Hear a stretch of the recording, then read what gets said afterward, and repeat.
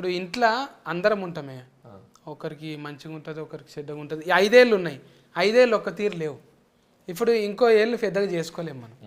అట్లా ఎప్పుడన్నా అన్న దగ్గర కోతవాను, అన్న నా సినిమా నువ్వు హైలైటింగ్ చేయాలంటావా? లేదు, నేను అడగను. జనరల్గా నా సినిమాలు అన్నింటిలో ఒక సినిమాకే ఆడియో ఫంక్షన్కి వచ్చాడు, ఒక క్షణం అనే సినిమాకి. బట్ నా సినిమా నువ్వు ప్రమోట్ చేయి, నా సినిమా గురించి నువ్వు ట్వీట్ చేయి ఇన్స్టాగ్రామ్లో. ఇప్పటివరకు ఈ సినిమా ట్రైలర్ కూడా మా అన్న ట్వీట్ చేయలేదు. దాని ముందు సినిమా ఏ సినిమా ఎప్పుడు చేయలేదు. నేను అలాగా అడగడానికి ఇష్టపడను. నిజంగా ఒరిజినబుల్గా సస్కస్ కావాలి.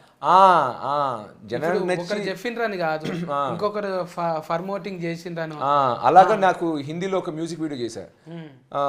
అప్పుడు అడుగుదాం అనుకున్నా, సరే వేరే రాష్ట్రంకి వెళ్తున్నాం కదా అడుగుదాం అనుకుని, వద్దు మళ్ళీ ఏదో తనని ఏదో ప్రమోట్ చేసి పుష్ చేసినట్టు ఉంటుంది, ఆ ఫీలింగ్ ఆడియన్స్కి మనం కలిగించుద్ది. లక్కీగా అది హిట్ అయ్యి 100 మిలియన్ వ్యూస్ వచ్చాయి. వచ్చినప్పుడు కంగ్రాట్స్ చేస్తూ వేసాడంటున్నా, ప్రమోట్ చేస్తూ కాకుండా సక్సెస్ అయ్యాక తన కంగ్రాచులేట్ చేయడానికి వచ్చాడు.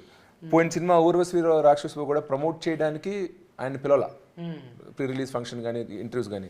సినిమా హిట్ అయ్యాక సక్సెస్ ఫంక్షన్ మాత్రం పిలిచాను. సరే అయితే మన సక్సెస్ ఫంక్షన్ పిలుద్దాం. సో ప్రమోట్ చేయమని ఎప్పుడు నేను మా అన్నయ్యని నాకు అడగడం మొహమాటమే కాదు, కానీ నాకు ఎందుకో పాలసీలో పెట్టుకున్నా, వద్దు అడగదు. నిజమన్నా, అది ప్రతి ఒక్క అన్నదమ్ములకు ఉంటుంది, అది ఉంటుంది. కొంతమంది ఏంటంటే జర మబ్బుగాళ్ళు ఉంటే ఏం చేస్తారంటే, ఇక చూసుకుంటారు తీ మా అన్న, మా నాయన చూసుకుంటారు తీ. నాకు అట్లా అనిపిస్తలే. మిమ్మల్ని చూస్తే గెలిచేదాకా అన్నారు చూడు, గెలిచేదాకా నువ్వే కొట్లాడాలి, అది శబాష్.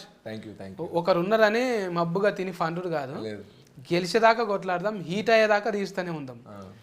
నిజంగా నా పాజిటివ్ వచ్చేసింది మనకు ఆల్రెడీ.